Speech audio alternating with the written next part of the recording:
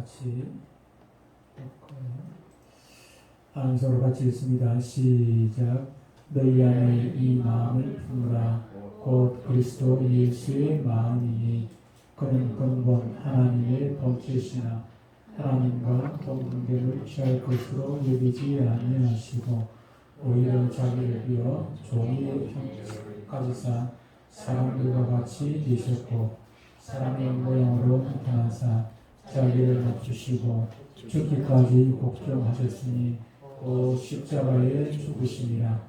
이러므로 하나님이 그를 지극히 높여 모든 이름 위에 뛰어난 이름을 주사 하늘에 있는 자들과 땅에 있는 자들과 땅 아래에 있는 자들로 모든 무릎을 예수의 이름에 꿇게 하시고 모든 입으로 예수 그리스도를 주라 시인하여 하나님 아버지께 영광을 돌리게 하시느니라. 아멘. 말씀의 제목은 지난주에 이어서 지난주는 낮아지신 예수님, 오늘은 높아지신 예수님, 예수님의 승비라고 합니다. 지난주는 낮아지신 예수님에 대해서 우리가 말씀을 드릴 때에 예수님께서 낮아지신 그 단계를 세 단계로 우리가 살펴보았습니다. 제일 먼저 하나님이신 그분께서 사람이 되어 내려오신 단계, 성육신, 그 다음에 이 땅에서 지상체험을 할 때 고난당하시고 여러 가지 비참하게 사셨던 그런 모습, 그 생활, 그리고 지상생활에 이어가지고 마지막에는 십자가에서 죽으신 사건, 죽음 사건까지 그렇게 3단계를 우리가 살펴보았는데 오늘 예수님의 높아지신 성교에 대해서는 4단계로 살펴보도록 하겠습니다. 4단계가 있습니다. 제일 먼저 나오는 것이 부활이고 부활에 의해서 승천하시고 그 다음에 좌정, 어디에 좌정하십니까? 하나님 보좌 우편에 앉으셨다 자정하시고 그 다음에 마지막으로 때가 되면은 재림하시겠죠. 심판하시기 위해서 재림하시는 사건이 됩니다. 요 네 가지 단계가 있다 하는 것입니다. 그리스도의 높아지심의 첫 번째 단계는 바로 부활로부터 시작이 되어집니다. 예수님의 부활은 대단히 중요한 사건이라고 할 수가 있을 것입니다. 이 땅에서 죽었다가 다시 살아난 사람이 더러 많이 있겠죠. 성경에도 있고 성경에도 기록되지 않은 사건도 많이 있을 것입니다. 예수님께서도 직접 살리신 사람이 있죠. 그죠? 죽은 나흘이나 돼서 썩어서 냄새가 나는 그런 나사로를 살리시기도 하고 회당장 야일의 딸을 살리시기도 했습니다. 나사로는 4일 만에 썩어서 냄새가 나는 그런 지경에 살렸지만 또 야일의 딸은 죽음에도 불구하고 잡주한다. 그렇게 말씀을 하셔서 옆에 사람들이 죽을 줄 아는 옆에 사람들이 비웃기도 하고 그랬는데 예수님께서 우리가 잘 아는 대로 달리다쿵 하니까 달리다쿵 소녀여 일어나라 그러니까 죽은 회당장의 딸이 그대로 일어나는 그런 사건이 일어나는 사건이 아니고 살아나는 그런 사건이 있었습니다만 그러나 이런 것들은 소생이라고 할 수 있습니다. 소생이지만은 예수님의 부활하고는 전혀 다른 것이지요. 그다음 다시 죽었지만은 예수님의 부활은 전혀 다른 차원이 다른 것입니다. 단순히 죽었다가 살아난 정도가 아니라 죽기 이전의 몸이나 아니면은 태초에 아담이 가졌던 그 몸도 대단히 영광스러운 몸이기도 하지만 태초에 아담이 가졌던 그 몸과도 비교할 수 없을 정도로 영광스러운 완벽한 그런 몸이기도 합니다. 태초에 아담의 몸은 결국 죽었죠, 그죠? 죽었고 또 죽기 이전에 죄 지을 수 있는 그런 몸이었습니다. 죄를 지을 수 있는 몸, 죄를 지을 수도 있고 짓지 않을 수도 있는 그런 몸이었기 때문에 아담이 죄를 지었죠, 그죠? 그런데 부활하신 예수님, 예수님처럼 우리도 나중에 부활하게 될 건데 이 부활체는 다시는 죄를 짓지 않는, 죄를 알 수도 없는, 그리고 늙고 병들고 그런 죽지 않은 것도 말할 것도 없고요. 죽지 않고 병들지 않고 죄를 짓지 않는 그런 몸으로 부활이 되기 때문에 전혀 이 부활하고 소생하고는 비교 자체가 될 수가 없는 것입니다. 예수님의 부활은 장차 하나님 나라에서 우리가 경험하게 될 일이 이 땅 가운데서 최초로 발생한 그런 사건이라 할 수가 있습니다. 그래서 예수님의 부활은 새 시대의 출발이 됩니다. 새 시대의 출발이 되고 그 출발하는 씨앗이 된다고 할 수가 있을 것입니다. 그래서 예수님의 부활은 인류 역사에 있어서 최초로 발생한 영생의 삶이 어떠한가를 보여주는 모범이라고 할 수가 있을 것입니다. 모범이죠. 샘플이라고 할 수 있습니다. 사망 군세를 이기신 부활은 또한 승리의 사건입니다. 무엇에 대한 승리입니까? 죄에 대한 승리인 것입니다. 하나님 나라의 모든 원수들에 대한 대적들에 대한 하나님을 거역하고 대적하고 하는 그런 것들에 대한 승리라고 할 수가 있습니다. 그러나 현실적으로 저와 여러분들은 아직도 죄 가운데 머물고 있기 때문에 이 승리가 우리가 실감을 하지 못하죠. 우리가 또다시 죄를 짓고 그렇기 때문에 우리가 실감을 할 수 있는 것은 결코 어느 정도는 조금은 맛을 볼 수가 있을 것입니다만 확실하게 그렇게 실감하지는 못한다고 할 수가 있을 것입니다. 아직도 우리의 육체는 죄값으로 죽을 운명을 우리 모두는 기다리고 있는 상태입니다. 아직도 이 세상에는 어둠의 권세 아래 공중 권세 잡은 그 어둠의 세력 안에 있습니다. 비진리와 거짓이 이 땅에 있습니다. 죄의 속임과 불순종의 아들들의 역사가 우리를 미혹함으로 높아지시고 승리하신 그 승리를 우리가 부활의 은혜를 부활의 체험을 우리가 맛볼 수 없도록 맛보지 못하도록 자꾸 악한 것들이 방해를 하고 있는 것이죠. 예수 그리스도께서는 부활을 통해서 승리하셨습니다. 그리스도께서 하나님 나라의 왕이라는 사실이 온 천하에 공포되었습니다. 이것이 역사 가운데 일어난 승리의 사건입니다. 그래서 한 주간의 맨 끝날인 토요일 안식일에 구약시대에서는 오실 승리하실 예수님을 기다리며 소망하며 토요일 안식을 예배를 드렸던 것입니다. 그런데 예수님 오심으로 말미암아 사망 권세를 물리치고 승리하신 그리스도를 기념하기 위하여 그리스도께서 승리하신 부활하신 그날을 기념하여 우리는 주일 예배를 감사 예배로 그렇게 드리게 된 것입니다. 그래서 토요일 안식일이 주일 부활절로 주일 부활로 부활하신 주일로 그렇게 바뀌어졌다. 그리스도의 승리로 말미암아 우리는 이제 뒤를 돌아보는 사람이 결코 아닙니다. 그리스도인은 한 주간의 첫날에 승리하신 예수님을 다시 돌아보면서 승리가를 부르는 그런 성장가를 부르는 그런 사람들입니다. 예수님의 부활을 통해 하나님께서는 우리를 의롭다고 여겨 주십니다. 장차 우리가 영혼을 입게 되는 모든 이유가 예수님의 부활 사건 그 속에 다 담겨져 있는 것입니다. 주님의 부활의 모든 혜택을 우리 주님께서는 우리 모두에게 누릴 수 있도록 적용시켜 주셨습니다. 그래서 우리는 더 이상 죄인이 아니라 의인이 된 것입니다. 예수 그리스도의 부활과 연합되었기 때문에 우리 영혼이 거듭날 수 있게 된 것입니다. 연합되지 않냐고는 주님과 하나가 되지 않냐고는 주님께 붙어있지 않고서는 우리는 결코 주님의 부활, 주님의 영광, 주님의 승리를 우리는 결코 체험할 수도 없고 우리 것이 될 수도 없는 것이죠. 늘 접붙임에 대해서 이야기를 하죠. 접붙임에 대해서 말씀을 드리지만 접붙임이 무엇입니까? 원래는 다른 개체이죠. 그죠? 접을 붙이는 그 눈과 원래 몸뚱이, 다시 말하면 단감의 눈과 고엽나무하고는 전혀 다른 개체였습니다. 근데 접붙임으로 말미암아 하나가 되어서 맛있는 단감이 되는 것처럼 우리가 예수님과는 전혀 본질이 다릅니다. 본질이. 우리는 죄인이고 죽을 수밖에 지옥 갈 수밖에 없는 죄인이지만 예수님은 하나님이시잖아요. 하나님 본체이시죠.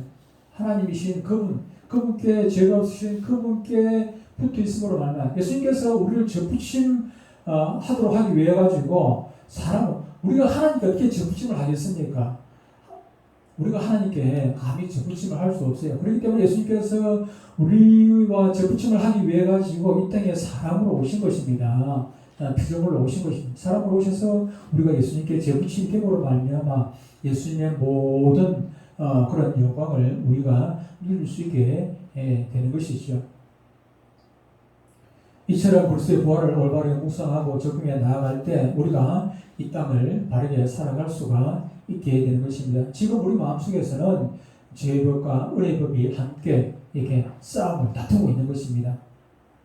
다퉈야 돼. 다퉈야 돼. 안 다투면 좋겠지만, 안 다투는 것은 나중에 최고 가게 되면은, 그때 우리 안에서 이 다툼이 없어져요.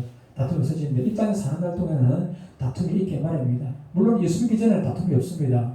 예수 믿기 전에는 그 안에 성령이 안 계시기 때문에 다툼 자체가 없어요. 죄밖에 없는데 다툴 이유가 없죠. 그런데 성령이 우리 안에 들어오시니까 성령이 우리 안에 주인 노릇하니까, 주인 되시니까, 예수님께서 우리의 주인 되시니까 악한 것들이 우리한테 들어가 자꾸 이게 깐죽거리는 것입니다. 그러니까 다툼이 생기게 마련이죠. 다툼이 전혀 없다는 것은 그 사람에게 믿음이 없다는 증거입니다. 마음 놓고 술 먹고, 마음 놓고 싸움질하고, 마음 놓고 거짓말하고, 마음 놓고 주의를 어기고 그러는 것은 이 안에 믿음이 없기 때문에. 그런데 우리에게 믿음이 많으면은 성령이 승리하게 돼가지고 주님 말씀대로 이게 따라가게 되는데, 믿음이 적으면은 이게 악한 것들을 이기게 된단 말이에요. 그래서 마음에 막 갈등이 생긴데도 주일날 낚시하러 가게 되고, 주일날 어디 가게 되고, 우리가 하나님의 말씀을 거역하게 되는 것이죠. 하나님의 말씀을 거역함에도 불구하고 우리 안에 갈등이 없다면 그 사람은 믿음이 없는 거예요. 하나님의 말씀을 거역하는데 우리 안에 우리가 약하기 때문에 자꾸 죄짓잖아요. 거역한단 말이야. 거역하고 살아가요. 실제로 우리가 하나님의 말씀을 그대로 지키지 못하고, 지키는 것도 있지만은 지키지 못하는 것들도 많이 있거든. 그럼에도 불구하고 그 지키지 못하는 것을 우리가 인식했을 때 우리 마음속에 갈등이 생기진다는 것은 우리 가운데 믿음이 있기 때문에 싸움이 일어나고 있다는 그런 증거가 되는 것이죠. 우리가 이런 싸움에서 죄를 이기고 또 의로움을 선택할 수 있도록 도와주시는 분이 바로 예수님이십니다. 부활하신 예수님께서 성령을 보내주셔서 우리가 그 싸움에서 이길 수 있도록 도와주시게 되는 것이죠.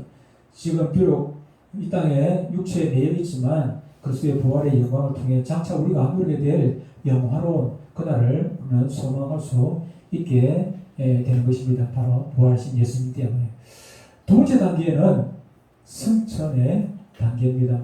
부활에 이어서 예수님의 높아지심은 승천하신 사건으로 이어집니다.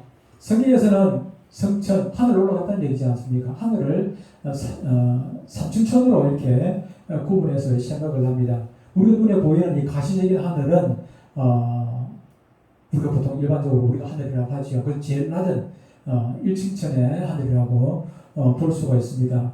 일반적으로 대기권 정도까지의 하늘이라고 볼 수 있겠죠.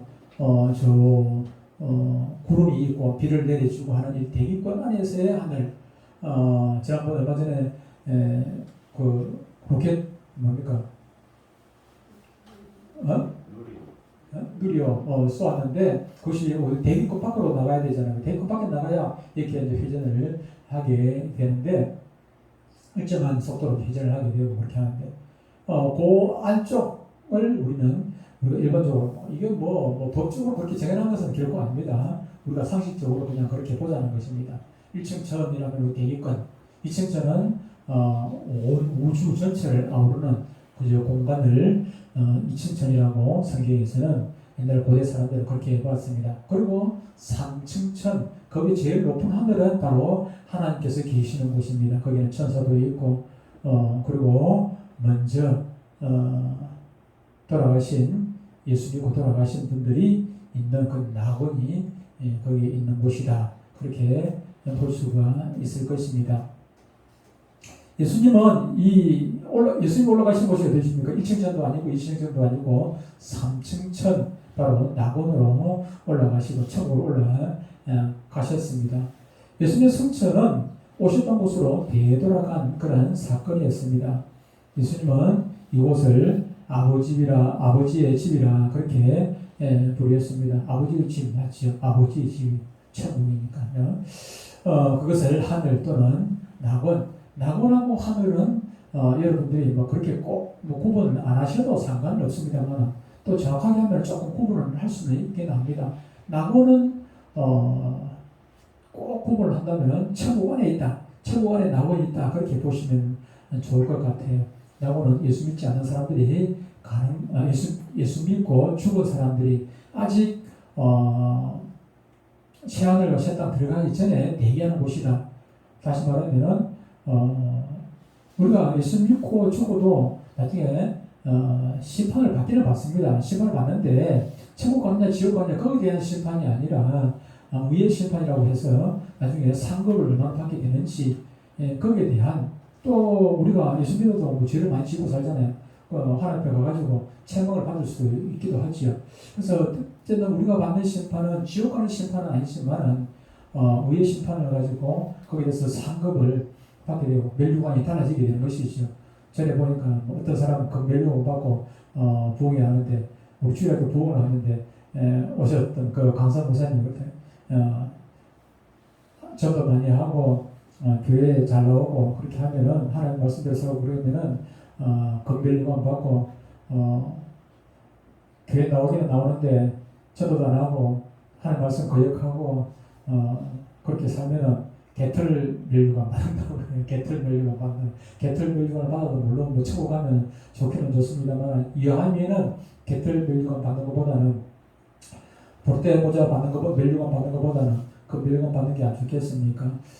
성경도 있다시피 이게 상급을 받을 때 10골 받기도 하고 뭐 20골, 30골 이렇게 상급이 다르죠. 그죠? 다르고 또 간증하신 분들 얘기 들어보면 천국 갔다 왔다고 간증하시는 분들 얘기 들어보면 뭐 집이 뭐 이렇게 막 다르다고 얘기하기도 하고 근데 그것이 뭐 진짜인지 가짜인지는 모르겠습니다만 분명한 것은 상급이 각각 다르다는 것은 성경에서 분명히 증거를 하고 있습니다. 사도 바울도 삼층천에 갔다 왔다 그랬죠. 그죠? 사도 바울도 본격적인 사역을 하기 전에 참 말할 수 없는 곳에 올라가가지고 삼층천에 올라가가지고 예수님부터 직접 개인 교습을 받고 내려오셨다고 그렇게 말씀을 했습니다. 그러나 예수님께서 승천하셨을 때에는 먼저 하늘에 계실 때 이 땅에 성육신으로 오시기 전에 그 예수님의 모습하고 성육신하고 다시 부활 승천하실 때 모습하고는 전혀 다른 모습입니다. 처음 성육신으로 오시기 전의 모습은 육신이 없는 그냥 영의 모습으로 하나님으로 그렇게 존재하셨습니다. 하나님 아들로 존재하시는데 영의 모습으로 그렇게 존재를 하셨지만은 이 땅에 오셔서 올라가셨을 때는 부활 승천하실 때는 육신을 가지신 상태로 올라가셨어요. 그것은 많은 지자들이 또 증거를 하고 있고 또 실제로 승천하실 때 수많은 사람들이 보는 가운데서 하늘로 올라가셨지요. 그죠? 가셨죠. 그래서 지금 예수님은 천국에 계시긴 한데 신성과 인성을 같이 가지신 그 상태로 천국에 계신다 할 수가 있을 것입니다. 우리가 나중에 부활하게 되면은 그런 모습이 부활이라는 것이 부활하는 거 다른 것이 아니에요. 영원히 죽었다 살아나는 것은 아니지 않습니까? 영원은 죽는 것이 아니기 때문에 부활이라는 것은 영원히 죽은 우리 육신과 다시 결합을 하는 것입니다. 우리가 병들고 아프고 그런 육신이 아니라 아까 얘기했다시피 정말로 말로 표현할 수 없는 완벽한 하물지경에 이르는 그런 육신과 결합을 하게 되는 것이죠. 그래서 육신을 가진 그런 상태로 부활을 하게 되기 때문에 우리가 나중에 천영왕국에 들어가게 되죠. 이제 천영왕국에 어떤 이는 시집가고 장가간다고 천영왕국에서 그렇게 성경에서도 말하는 것도 있습니다. 거기서 시집가고 장가가고 거기서 아기도 낳고 뭐 그럴 수도 있지요. 그럼 나중에 다음에 기회 되면 또 계시록이나 또 종말론 말씀 들을 때 또 다시 말씀드리도록 하고요. 어쨌든 예수님의 부활은 그 부활의 그 모습이 바로 우리가 나중에 겪게 될 그 모습이기 때문에 우리의 복이 된다고 모델이 된다고 할 수가 있을 것입니다. 우리는 지금 이 땅에 있지만 영적으로는 예수 그리스도와 함께 그곳에 있습니다. 우리의 시민권이 바로 이 땅이 아니라 하나님 나라에 있기 때문에 우리가 비록 이 땅에 살고 있지만 우리의 시민권은 이미 저 하늘나라의 시민권을 가지고 있다는 사실을 기억을 해야 합니다. 예수님께서 승천을 왜 하셨겠습니까? 목적이 있습니다. 목적이 한 세 가지 정도가 있는데 성찬의 목적, 첫 번째 목적은 하나님 보좌 우편에 앉기 위해서 자정하기 위해서 성찬을 하신 것입니다. 그리고 두 번째 목적은 우리가 머물 거처를 준비하기 위해서 가셨죠. 가셨고요. 첫 번째 목적 바로 하나님 보좌 우편에 앉기 위함이라고 했는데 예수님께서는 우리의 영원한 초소를 예배하러 가셨다고 했는데 그것은 우리의 영원한 집이 이 땅이 아닌 하늘나라에 있다는 사실을 기억하는 그런 또 말씀이기도 합니다.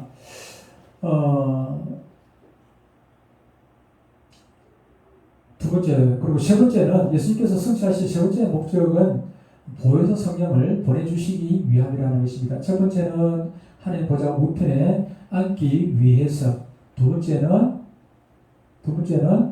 우리의 처소를 예비하기 위해서, 세 번째는 성령을 보내주시기 위해서 성찬하셨다 그랬습니다. 첫 번째로 하나님 보좌 우편에 앉으심의 의미는 무엇이겠습니까?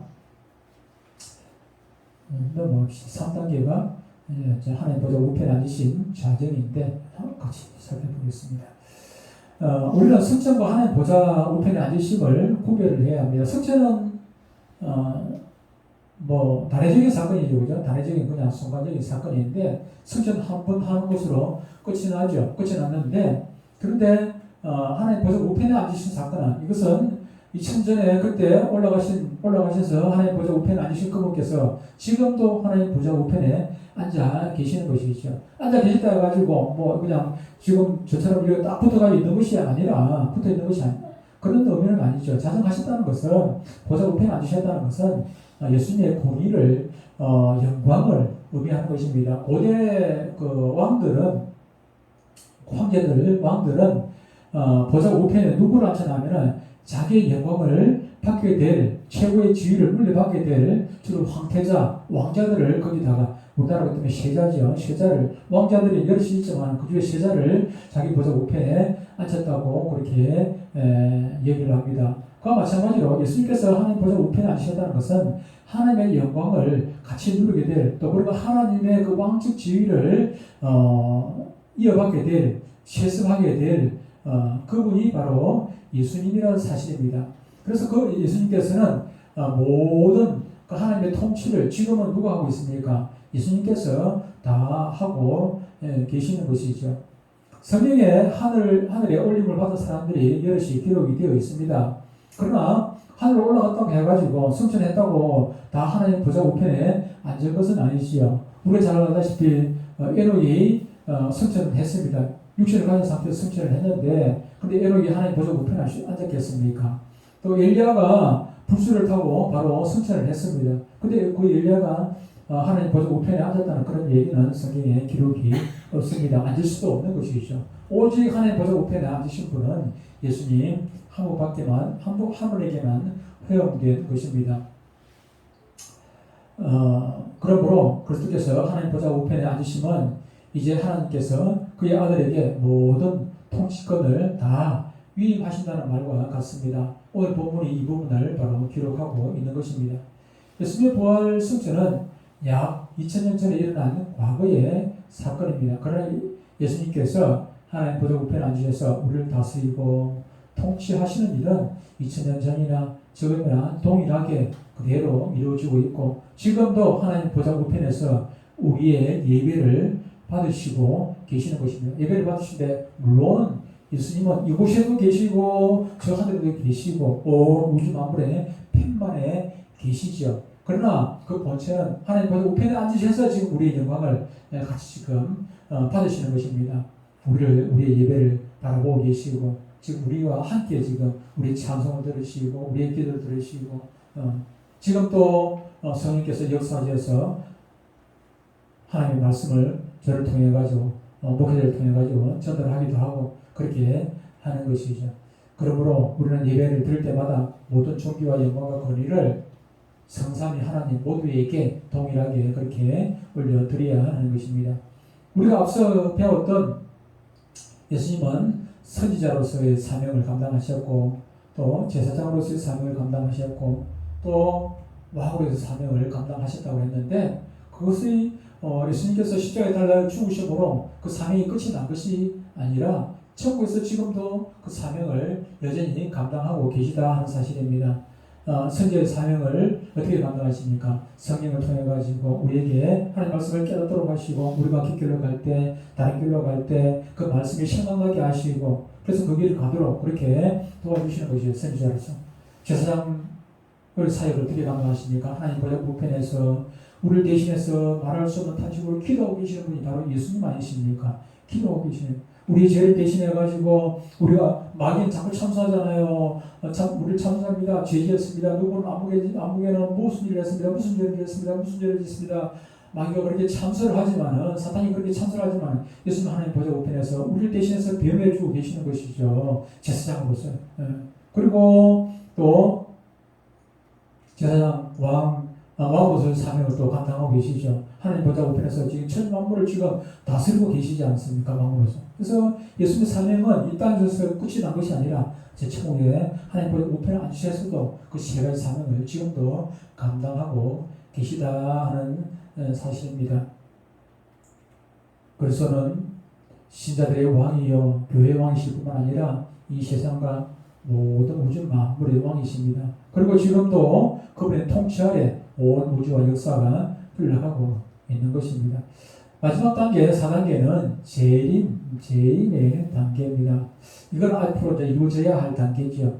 3단계까지는 이미 이루어진 단계고 4단계는 앞으로 이루어지게 될 단계입니다. 예수 그리스도의 영광은 최고의 영광, 마지막 영광은 마지막 영광은 아니죠. 최고의 영광은 마지막 심판으로서 재림하실 때 절정을 맞이하게 되는 것입니다. 그때 모든 눈들은 예수의 영광을 보며 신자와 불신자 모두 예수 그리스도의 공의로움 앞에 공의로움 앞에 무릎을 꿇게 되는 것입니다. 예수 그리스도께서 최후의 심판날에 죽은 자들을 일으켜 세우시고 심판받는 모든 사람들은 구원받을 자와 또한 지옥에 떨어질 자로 나누실 것입니다. 이 땅에서는 예수님 오시기 전까지 별 차이가 없어 보입니다. 알곡과 가라지가 함께 한밭에 있게 되고 또 좋은 고기와 나쁜 고기와 같은 물에서 놀게 되겠지만 그러나 마지막 때가 되면은 추수때가 되면은 알곡과 가라지를 구분하게 되어가지고 알곡은 창고에 들어가게 되고 가라지는 모아서 불태워버린다 그렇게 말씀드렸죠. 그물 넣어가지고 좋은 고기는 가둬가지고 이렇게 나쁜 고기는 버림을 당하게 되겠지요. 이 땅에서 우리가 살아갈 때 보면은 예수 믿는 사람이나 안 믿는 사람이랑 구분이 없어요. 그게 참 좋은 것은 아닙니다. 좋은 것은 결코 아닙니다. 우리가 예수님의 그리스도인이라는 것은 세상과 구별되었다는 얘기입니다. 성도는 세상과 구별되었다는 것인데 이 구별이라는 것이 눈에 보이질 않아요. 띄질 않아요. 띄지않으면 되겠습니까? 제가 과거에 지하 생활하면서 심의를 준비할 때 여러 번 말씀을 드렸습니다만 장모님을 한 부서에 장모님이 있는데 그 직원들이 이분이 교회 다니는 사람을 몰라요. 교회 다니는 사람인 줄 몰라요. 당신 교회 다니는 사람이었어? 당신 예수쟁이였어? 이렇게 한단 말이에요.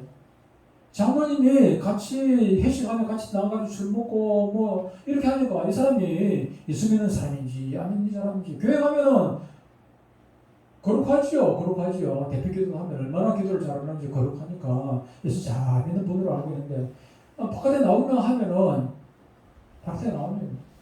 제가 우리 직장 생활할 때 한 번 시합에 다니는 분이 있었는데 이분이 담배를 피는 시합에 다니는데도 담배를 피고 있어. 처음에 담배 피는 줄 몰랐어요. 나 볼펜 불고 다니는 줄 알았어요. 하얀 볼펜 있잖아요. 하얀 볼펜. 그거 볼펜을 불고 있는 줄 알았어요. 근데 볼펜 불고 다니고 나중에 보니까 한 번, 두 번, 몇 번을 봤거든. 나중에 보니까 담배를 피우고 있더라고요. 신학교를 다니고 있는데 참 힘들죠. 담배 끊어 다니기 힘든데 그래도 하나님 은혜 내가 담배를 끊는 것도 하나님 은혜로 담배를 끊기는 했지만은 그러나 그보다 더 중요한 것은 행동이 이게 구별되어야 되는데 그렇지 못하는 것이죠. 제가 그래서 뭐 많은 부서에 다니면서 여러분 부서에 다니면서 예수 믿는 사람들을 같이 모아가지고 우리 신뢰합시다 해가지고 우리가 전도도 하고 이렇게 사명을 감당하자고 그렇게 했는데 근데 뭐 식사할 때도 막 기도를 하는 동 마는 동 하고 기본이잖아요. 식사 기도하는 것은 예수 믿는 사람들의 기본인데 그것도 하는 동 마는 동 하고 그렇게 신앙생활 하는 분들이 얼마나 많이 되는지 몰라요. 그런데 결국은 이랬던 저랬던 뭐 천국 갈자와 천국 못 갈자는 마지막 예수님 재림하게 되면은 구별이 되게 되는 것입니다. 주께서 수고한 자들의 눈물을 닦아주시고 영원한 안식으로 인도하는 날도 바로 그날이 되는 것입니다. 사는 날 동안 자신을 주인으로 삼고 내 자신이 주인이 되어가지고 내 맘대로 살았던 사람은 영영 꺼지지 않는 불에 던져지게 될 것이고 비록 내가 이 길로 가고 싶고 저 길로 가고 싶어도 내 뜻대로 살지 아니하고 주님 말씀이라면은 가기 싫어도 억지로 따라갔던 그런 사람들은 결국 주님의 손에 이끌려 영원한 천국에 이르게 되는 것입니다. 우리는 예수님과 하나입니다. 그의 죽으심은 우리의 죽으심이고 그의 부활과 승천과 또 보좌의 자정하심과 재림 모두가 다 우리의 모습이 됩니다. 그리스도께서 개특자로서 먼저 그 길을 가셨습니다. 그러므로 우리는 그리스도와 함께 결국은 새 하늘과 새 땅에 서게 될 것입니다. 그래서 예수님의 이야기는 다른 사람의 이야기가 아니라 바로 우리 모두의 우리 자신이 체험하게 될 그런 이야기가 되는 것입니다. 사랑하는 성도 여러분, 그러므로 우리는 그리스도께서 우리에게 주실 영광의 그날을 기대하면서 이 땅을 살아가야 합니다. 이 땅을 살아가면서 때로는 힘들고 어렵고 고달프고 원망스럽기도 하고 그럴 때가 있다 할지라도 그럴 때가 많이 있다 할지라도 단 한 가지 예수님을 생각하면서 예수님이 걸어왔던 길을 지금 우리가 걸어가고 있고 앞으로 예수님께서 걸어가셨던 그 길을 우리가 따라가다 보면은 결국은 예수님께서 지금 우리는 예수님께서 낮아지신 자리에 머물고 있다 할지라도 이제 이후로 우리가 예수님께서 다시 승계하신 높아지신 그 모습을 결국 우리가 따라가게 될 것이라는 사실을 기억하면은 우리가 지금 힘든 것들 괴로운 것들 이런 것들을 다 이겨 나아갈 수가 있지 않겠습니까? 바로 우리 눈앞에 보이는 이 현상들은 지금 있는 현상들은 이것은 하나의 가시적인 거예요. 실제적인 사건이 아닙니다. 실제적인 사건은 앞으로 예수님이 걸어갔던 그 길이 실제적인 사건이에요. 부활, 성천, 자정 이런 사건들이 이런 일들이 앞으로 우리에게 펼쳐지게 될 실제적인 사건이라는 것입니다.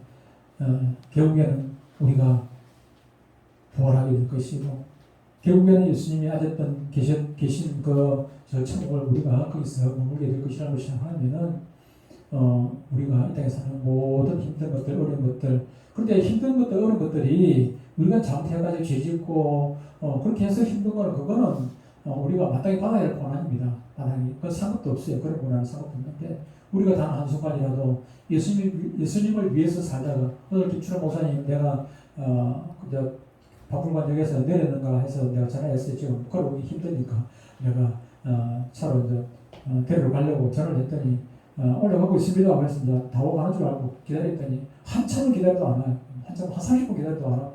무슨 일이가 있더라. 오면서 그래도 저도지 한 장씩 이 사람 저 사람 저도지 하나 받든지 안 받든지 이 사람이 예수 믿든지 안 믿든지 그건 나중에 예수님께서 하실 일이고 이 사람 저 사람 만난 사람에게 어차피 걸어오는 거니까 만난 사람에게 저도 주면서 그렇게 걸어요.